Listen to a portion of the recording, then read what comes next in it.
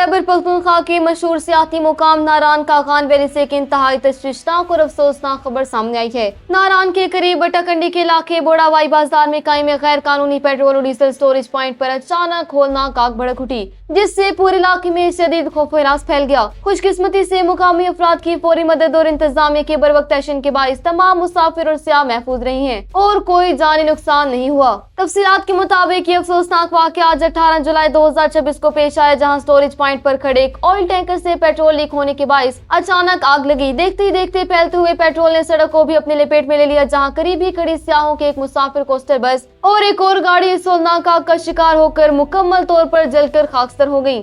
वाक़या पेश आते ही मुकामी अफराद ने अपनी मदद आप के तहत और इंतजामिया ने फौरी कार्रवाई करते हुए करीबी होटल और गाड़ियों में मौजूद तमाम सियाहों को बाहिफाजत बाहर निकाला, जिसके बाइस एक बहुत बड़ा सानहा होने से बच गया। आग बुझाने के लिए फायर ब्रिगेड की गाड़ियां भी फौरी तौर पर मौके पर पहुंचे इमदादी कार्रवाइयां शुरू कर दी। हकाम का कहना है कि इस गैर कानूनी पेट्रोलिंग एजेंसी पर लगने वाली आग की वजूहात जानने के लिए बाकायदा तहकीकात का आगाज कर दिया गया है और इलाके में हिफाजती इंतजामात को मजीद सख्त किया जा रहा है। वाज़ेह रहे कि गुज़िश्ता रोज ही सूबाई वज़ीर सियाहत ने नारान का दौरा मुकम्मल किया था, ताहम इस वाक़े के इनके दौरे से कोई ताल्लुक सामने नहीं आया। इंतजामिया के मुताबिक इस वक्त सूरत हाल काबू में है और सियाहों को महफूज मुकामात पर मुंतकिल कर दिया गया, जबकि हादसे का शिकार होने वाली गाड़ियों को सड़क से हटाने का काम जारी है।